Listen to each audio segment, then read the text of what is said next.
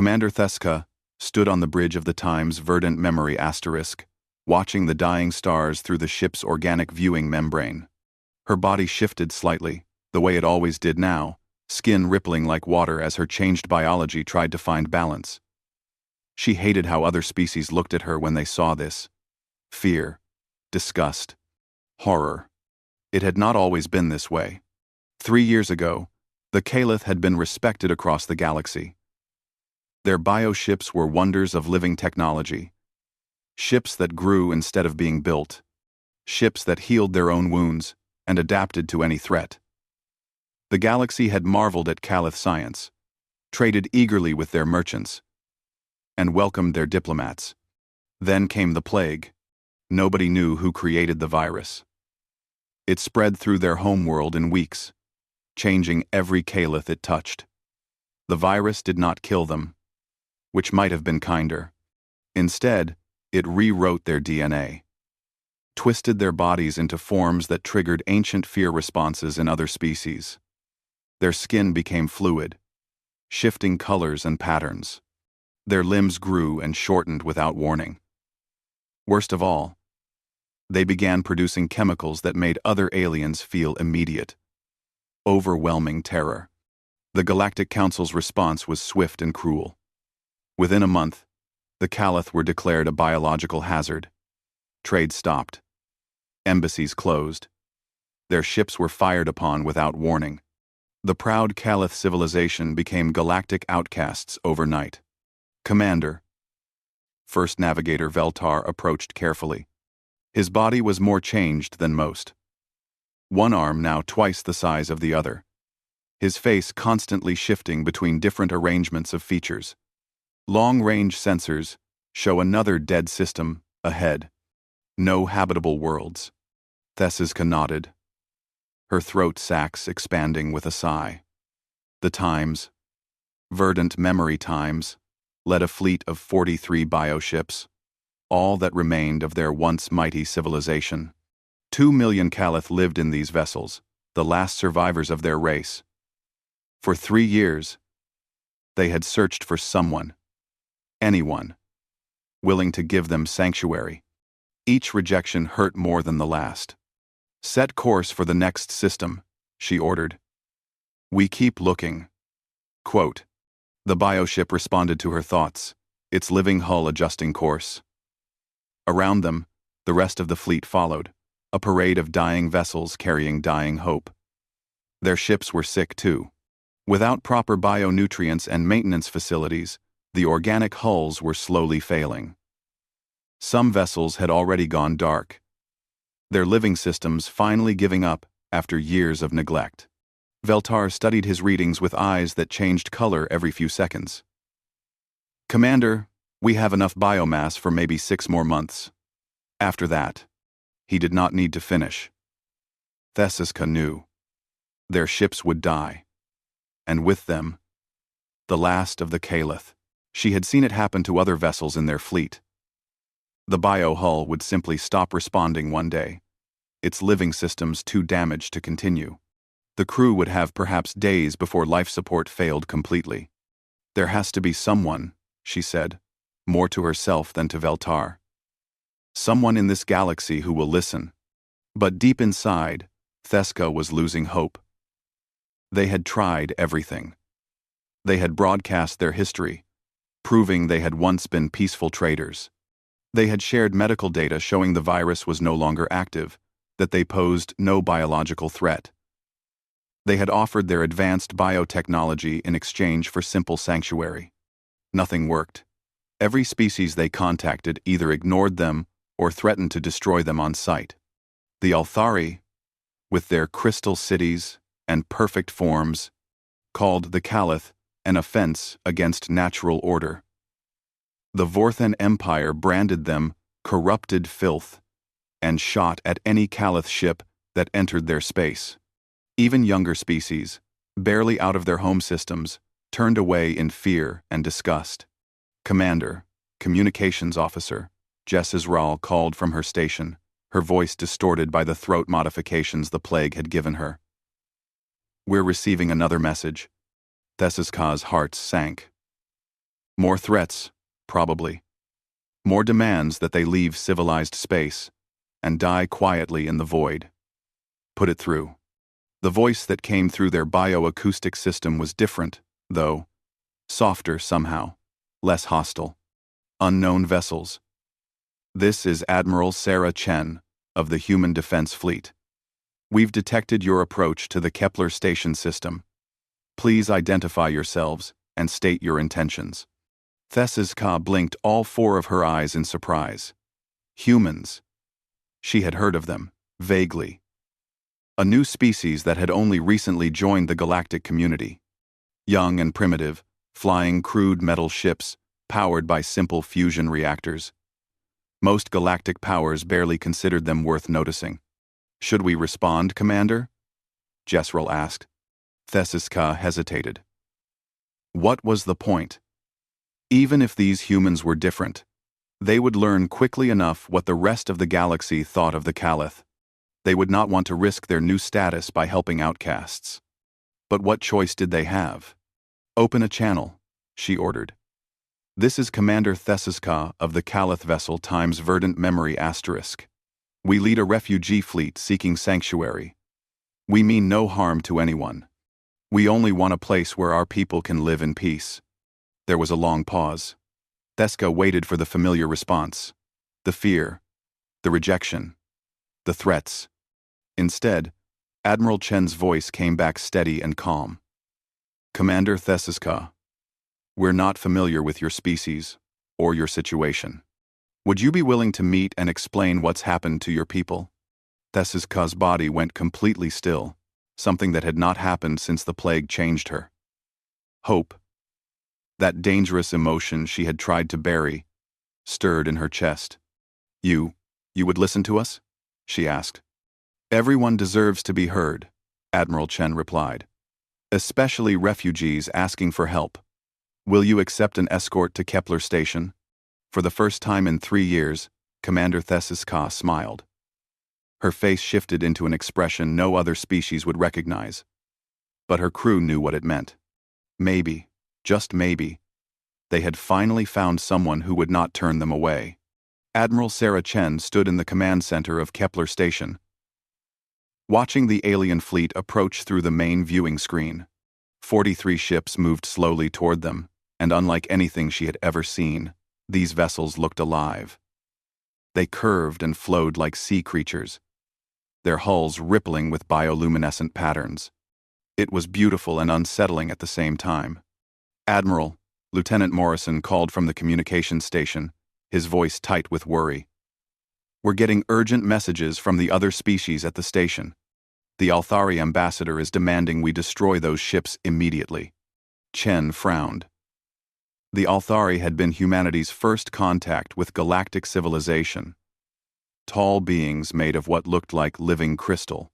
They had helped humanity establish this outpost, and their advice had been valuable.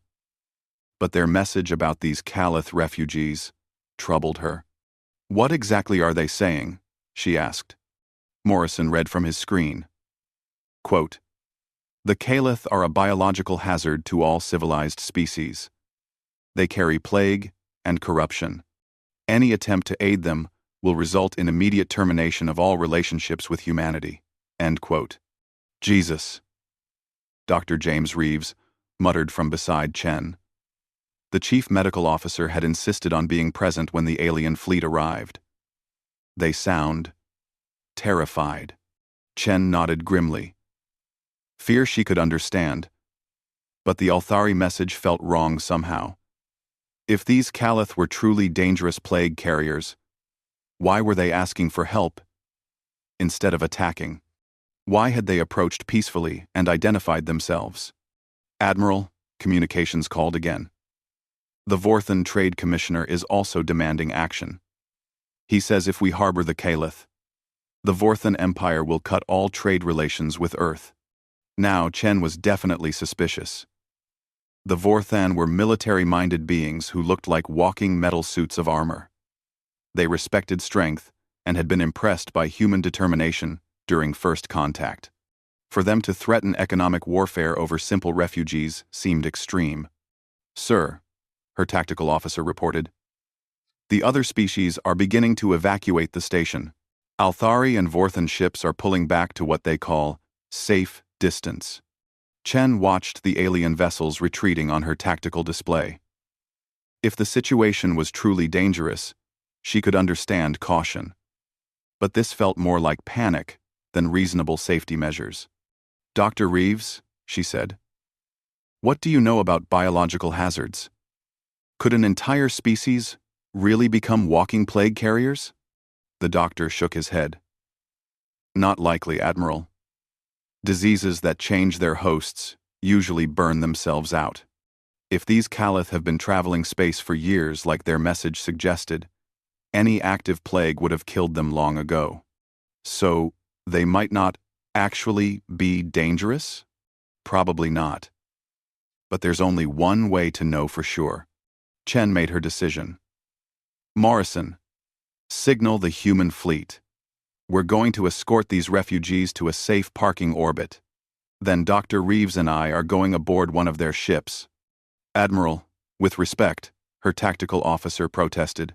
"If the other species are right about the biological danger, then we'll take proper precautions." Chen cut him off. "But we don't abandon people asking for help just because others tell us to be afraid." 2 hours later, Chen and Dr. Reeves stood in the shuttle bay, putting on environmental suits. Through the viewing port, they could see the Caliph flagship Times, Verdant Memory Times, waiting nearby. Up close, the bioship was even more impressive. Its hull seemed to breathe, expanding and contracting slowly. Patterns of light flowed across its surface like veins carrying glowing blood. "I've never seen anything like it," Reeves said in wonder. "It's not a ship. It's a living creature." Chen activated her suit radio. "Command, we're ready for transport." The shuttle ride to the Caliph vessel took only minutes. But Chen felt like they were crossing a vast gulf. She was about to become the first human to meet a species that the entire galaxy seemed to fear. Her decision could determine not just the fate of these refugees, but humanity's place in galactic civilization. The Caliph ship's docking bay was unlike anything in human or galactic design. Instead of metal and machinery, everything was organic. The walls pulsed gently, and the floor felt springy under their boots. Bioluminescent strips provided soft, warm light that shifted colors slowly. Their hosts were waiting for them. Chen tried not to react when she saw Commander Thesiska for the first time. The Caliph leader was roughly humanoid, but her body seemed to flow and shift constantly. Her skin changed colors like a chameleon, and her limbs adjusted their length and thickness as Chen watched. It was definitely unsettling, but Chen forced herself to see past the strangeness to the person underneath. "Admiral Chen," Thesiska said through a translation device. "Thank you for coming. We know this is difficult." Her voice carried deep sadness, the kind that came from years of rejection and fear. Chen felt a surge of sympathy for these beings, who had clearly suffered greatly. "Commander Thesiska," Chen replied formally. "We're here to learn about your situation. Can you tell us what happened to your people?" What followed was the most heartbreaking story Chen had ever heard. Thesiska explained how the Caliph had once been peaceful traders and scientists. She told them about the mysterious plague that had changed their biology but left them alive and aware. She described 3 years of wandering space, begging for sanctuary from a galaxy that saw them only as monsters. Dr. Reeves listened carefully, asking medical questions. After an hour of discussion, he requested permission to scan some of the crew with his portable medical equipment. "The readings are fascinating," he told Chen privately over their suit radios. "Their biology has definitely been altered, but there's no sign of active disease. Whatever changed them has been dormant for years. They're no more dangerous than any other species." Chen felt anger building inside her. These people had been condemned to slow death in space, based on fear and prejudice, not science. "Commander," she said to Thesiska, "would your people be willing to accept sanctuary on one of our colony worlds? We have agricultural planets that could support your population.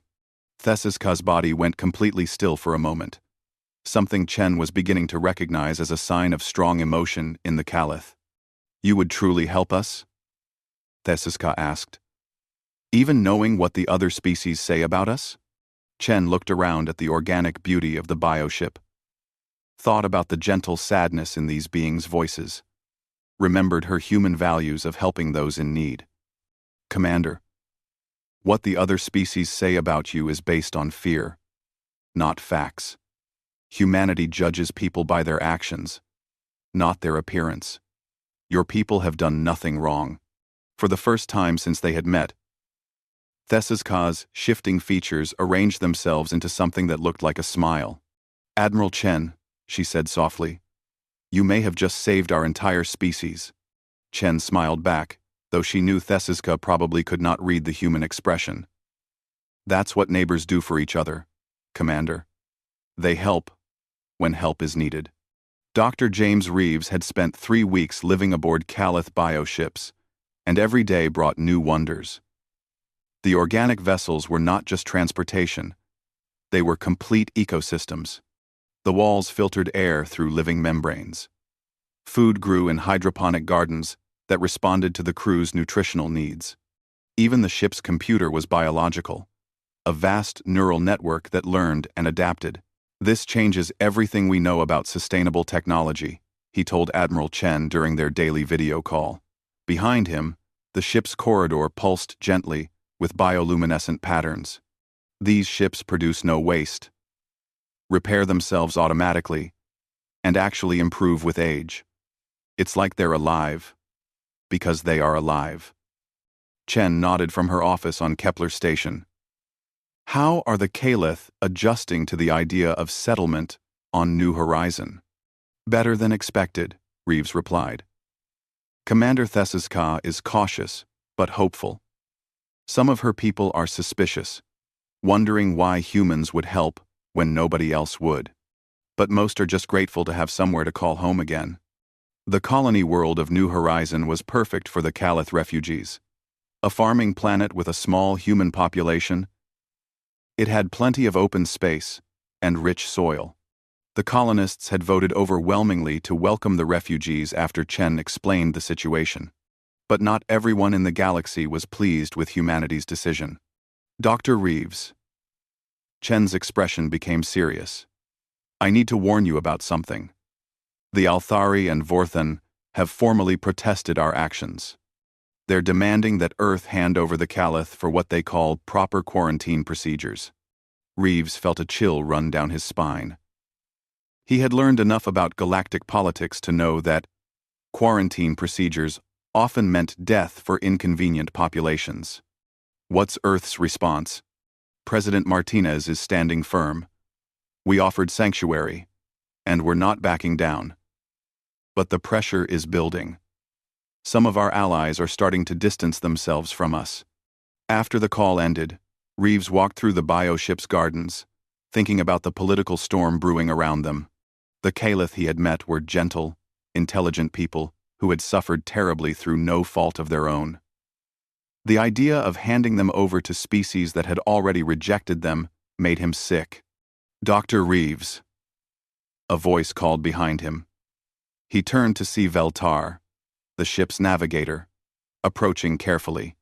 The Caliph's shifting features made reading emotions difficult for humans, but Reeves had learned to recognize the signs of distress. What's wrong, Veltar? Some of my people are talking, the navigator said quietly. They think we should leave before we cause more trouble for humans. They say humanity has been kind, but we should not drag you into our problems. Reeves shook his head firmly. That's not how this works. We made a commitment to your people. Humans don't abandon their friends when things get difficult. But the other species, they will punish you for helping us. Then that's their choice, Reeves said. We believe helping people in need is more important than politics. 3 days later, the Caliph fleet arrived at New Horizon. The sight of the bioships descending toward the planet's surface was something the human colonists would never forget. The organic vessels settled into prepared areas like vast sea creatures coming to rest on dry land. Governor Patricia Wells met with Commander Thesis Ka on the planet's surface, under an open sky that the Caliph had not seen in 3 years. The meeting was awkward at first, with both species unsure how to interact, but Wells' warm personality soon put the refugees at ease. "We've prepared temporary housing," Wells explained, "but we understand you might prefer to stay in your ships while you adjust." "You are very kind," Thessiska replied, her translation device carrying the gratitude in her voice. "We have much to learn about living on a planet again." The integration began slowly. Human engineers marveled at Calith biotechnology, while Calith scientists were fascinated by human manufacturing techniques. When the two groups began working together, the results were extraordinary. The first breakthrough came when human quantum computers were integrated with Calith bioneural networks. The combination created processing power that neither species could achieve alone. Next, human manufacturing techniques were applied to Calith biomaterials, creating tools that grew themselves and adapted to their users' needs. But the most important discovery was simpler. Despite their changed appearance, the Calith were remarkably similar to humans in their values and dreams. They wanted homes for their families, meaningful work, and hope for their children's future. Working together felt natural. The galaxy, however, was not happy. Ambassador Elizabeth Torres stood before an emergency session of the Galactic Council, facing a room full of hostile alien delegates. The Althari representative's crystal body glowed angry red, while the Vorthan ambassador's metal armor clacked with aggressive postures. "The humans have violated every principle of galactic safety," the Althari declared. "They harbor biological hazards and refuse to surrender them for proper containment. Humanity is too young and primitive to understand the dangers," the Vorthan added. "They must be forced to comply for their own good." Torres stood calmly at the speaker's podium, representing her species before beings who considered humans barely civilized. "The Calith pose no biological threat.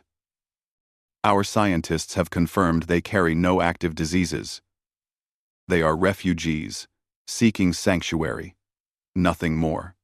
Their very presence corrupts natural order," the Althari insisted. "They must be removed before they spread their contamination." "By contamination, you mean their appearance," Torres replied. "You reject them because they look different, not because they are dangerous." A ripple of angry sounds went through the chamber. Torres had just accused the galaxy's most powerful species of simple prejudice. "The human species will face immediate sanctions," the Vorthan announced. "No trade, no technology exchange, no diplomatic relations. You will be isolated until you surrender the plague carriers." Torres looked around the chamber at beings she had once hoped to call allies. "Then, humanity chooses isolation over abandoning people who need our help. We can live with your disapproval. We cannot live with abandoning our principles." She walked out of the chamber to the sound of outraged alien voices. Back on New Horizon, the integration continued despite the growing political storm. Human families began inviting Calith refugees to dinner, slowly overcoming the initial discomfort with their shifting appearances. Calith children played with human children, finding joy in simple games that transcended species differences. Commander Thesis Ka found herself working closely with Governor Wells on settlement planning. Despite the vast differences in their biology, the two leaders discovered they shared similar approaches to problem-solving and community building. "Your people have given us more than shelter," Thessiska told Wells one evening, as they watched Calith bioships growing new sections for permanent habitation. "You have given us hope." Wells smiled, watching human and Calith engineers working side by side on hybrid technology that combined the best of both species' capabilities. "You've given us something too, Commander. You've shown us what we can become when we work together." Neither leader knew that in 6 months, their new alliance would be tested by fire. 18 months after the Calith arrived on New Horizon, The planet had transformed into something neither species could have achieved alone. Bioorganic buildings grew from the soil, their walls filtering air and generating power from sunlight. Human-designed fusion cores powered Calith neural networks that managed entire city systems. Children of both species played together in parks, where earth flowers bloomed alongside alien plants that sang in the wind. Admiral Sarah Chen walked through the capital city of New Haven, marveling at what cooperation could accomplish. The hybrid architecture was beautiful, functional, and completely unique in the galaxy. Human engineering had given the Calith the tools to rebuild their civilization, while Calith biotechnology had shown humans a sustainable way to live with their environment instead of fighting it. Admiral, Captain Rodriguez approached with a worried expression. Long-range sensors are picking up a massive fleet heading our way. Althari and Vorthan signatures. Chen felt her stomach drop.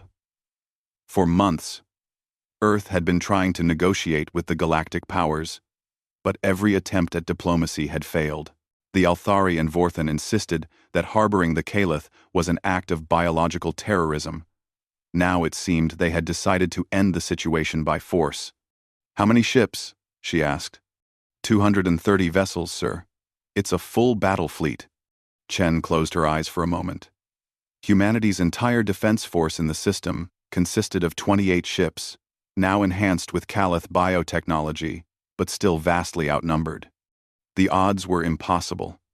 "Send word to Commander Thesiska," she ordered. "We need to coordinate our response."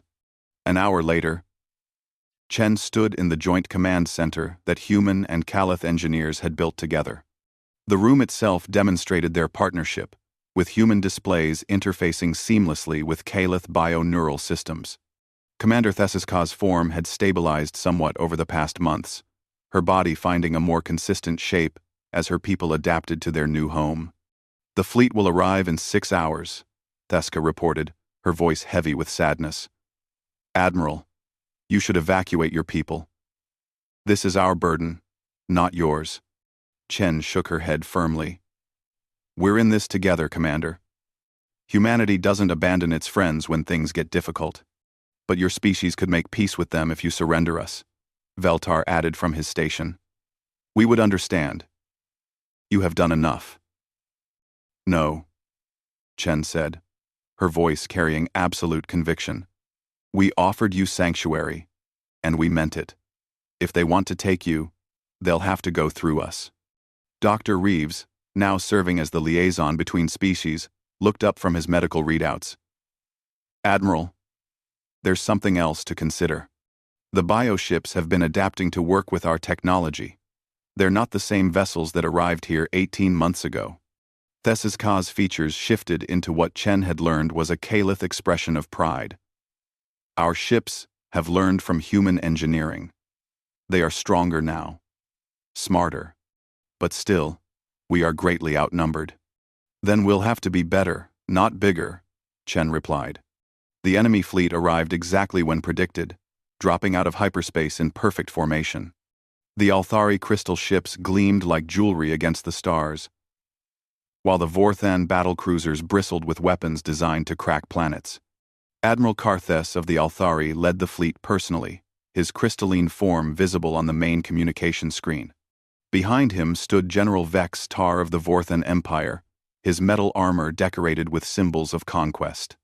"Admiral Chen," Karthes spoke with the ringing tone of struck crystal, "you will immediately surrender the biological hazards known as Calith for proper disposal. Failure to comply will result in the complete sterilization of this world." Chen stood tall on her command bridge, surrounded by human and Calith officers working side by side. "Admiral Karthes, the Calith are refugees under human protection. We will not surrender innocent people to be murdered. They are plague carriers." General Vextar's mechanical voice boomed. "Their very existence threatens all civilized life. They are people seeking a home," Chen replied calmly. The communication ended abruptly. Within minutes, the enemy fleet began advancing in attack formation. "All ships. This is Admiral Chen," she broadcast to her mixed human Calith fleet. Today, we fight not for conquest or territory, but for the simple right of people to exist. Make every shot count. We have not Reen to stand. We have Purport not Calith. The battle that followed shocked the galaxy. The hybrid ships that emerged to meet the enemy were unlike anything ever seen in space combat. Calith biohulls adapted in real time to incoming weapons fire, growing thicker armor where needed and healing damage almost instantly. Human tactical systems predicted enemy movements with mathematical precision, while Calith intuition guided attacks to vulnerable points that computers could not calculate. The Time's verdant memory, asterisk, now enhanced with human quantum processors, led the charge. Its biohull rippled with new growth as human-designed weapons emerged from living weapon pods. Beside it, the human cruiser, Times, Defiant Times, merged seamlessly with Calith bio-armor that made it look like a swimming creature of space. But the enemy's overwhelming numbers began to tell. For every galactic ship destroyed, 2 more took its place. Human and Calith vessels fought desperately, their crews working together with the smoothness of long partnership, but the mathematics of war were unforgiving. The Time's Defiant Times took critical damage to its engines, drifting helplessly as Vorthan cruisers moved in for the kill. Without hesitation, Commander Thessiska ordered the Time's verdant memory Times to intercept. "Commander, you can't," Chen called over the communication link. "You'll be destroyed." "Admiral." Theska's voice was calm and peaceful. "My people have lived as refugees for too long. Today we die as free beings, protecting friends who showed us kindness. It is a good death." The Time's verdant memory Times rammed the lead Vorthan cruiser at full speed, its biohull wrapping around the enemy vessel like a giant organism consuming prey. Both ships exploded in a ball of fire that lit up the system. Thessiska's sacrifice rallied both fleets. Human ships fought with desperate fury while Calith vessels seemed to come alive, their biohulls growing weapons and defenses that neither species had designed. The hybrid technology performed beyond all calculations, adapting and evolving in real time. Slowly, impossibly, the tide turned. Galactic ships found their weapons useless against hulls that healed faster than they could be damaged. Precise human calculations guided Calith bioweapons to critical points on enemy vessels. The combined fleet didn't just survive the superior enemy force, they drove it back. Admiral Karthes retreated with less than half his original fleet, his crystal form dim with defeat and confusion. General Vextar's flagship limped away with biogrowths eating through its hull, a living infection that no amount of scrubbing could remove. But victory came at a terrible price. 12 ships were lost, including the Time's verdant memory asterisk. Hundreds of colonists died in orbital bombardments before the enemy was driven off. The cost of freedom had been paid in blood from both species. As the survivors regrouped, Admiral Chen stood in the ruins of the command center, looking out at New Horizons' scarred surface. "Doctor." Reeves approached quietly, his medical uniform stained with both human and Calith blood. "The galaxy will never forgive us for this," he said softly. Chen nodded, watching recovery teams search the wreckage for survivors. "I know. Earth is cut off now, branded as rebels, and harboring biological weapons. But we did the right thing." Governor Wells, her face grimy from fighting fires in the city, joined them at the window. "Thessiska's people are asking to name the new memorial after her, a monument to the Calith who died free instead of living as refugees." "She would like that," Chen said quietly. "She saved us all today." What none of them knew was that their victory had been broadcast across the galaxy, carried by news services that wanted to document humanity's expected defeat. Instead, they had shown the universe something it had forgotten: that cooperation could triumph over overwhelming odds, that friendship was stronger than fear, and that sometimes doing the right thing was worth any cost. The galaxy would remember New Horizon, but not in the way the Althari and Vorthan had planned. 2 years after the Battle of New Horizon, Fleet Admiral Sarah Chen stood on the bridge of the Time's Unity asterisk, The first ship designed completely from scratch by human and Calith engineers working as equals. The vessel was a work of art, its biometallic hull flowing like liquid metal, while quantum cores pulsed with living light.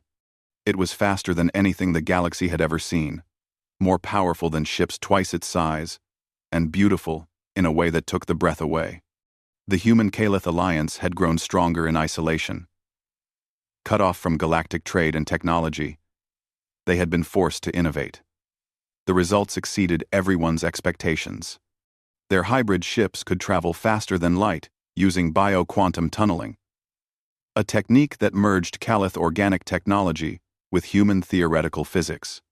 Their weapons could adapt to any defense, their hulls could heal from any damage, and their crews worked together with an understanding that went beyond words.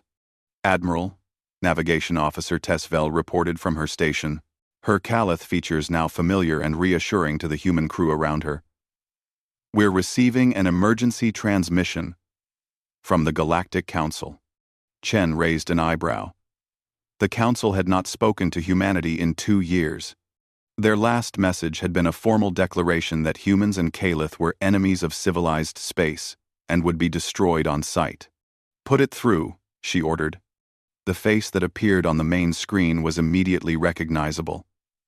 Ambassador Kral Theon of the Althari. His crystal features dim with what looked like exhaustion or defeat. Behind him, Chen could see what appeared to be a damaged space station. Sparks flying from broken crystal formations. "Fleet Admiral Chen." Kraltheon's voice lacked its usual arrogant ring. "The Galactic Council formally requests immediate assistance against the Zephyrian Hive invasion." Chen felt her crew's surprise ripple through the bridge. The Zephyrians were a myth, a story told to scare young species about swarms of creatures that came from beyond the galaxy to devour everything in their path. "The Zephyrian Hive is real?" she asked. "Very real," Kraltheon replied grimly. "They entered our galaxy 18 months ago, at the Outer Rim. 47 star systems have already fallen. Our conventional tactics are useless against them. They adapt to our weapons faster than we can deploy them." Dr. Reeves, now serving as the Alliance's chief science officer, leaned forward with interest. "How fast do they adapt?" "Within hours," another voice answered. General Vex Tar of the Vorthan stepped into view, his usually pristine armor scratched and dented. "We destroy their scouts with plasma weapons, and by the next battle they are immune to plasma. We use quantum torpedoes, and they develop quantum shields. It is as if they learn from every encounter." Chen exchanged glances with Commander Veltar, who had taken Thesiska's place as the Calith leader after her heroic sacrifice. The new commander's features held the same dignity as his predecessor, but with an added hardness earned through years of conflict. "Why should we help you?" Veltar asked bluntly. "You called us plague carriers. You tried to wipe us out. You branded the humans as enemies for showing us kindness." Kraltheon's crystal form flickered with what might have been shame. "Because you are our last hope. Your hybrid technology adapts as fast as theirs does. Your bioships heal damage while fighting. You have something we lost long ago." "Which is?" Chen asked.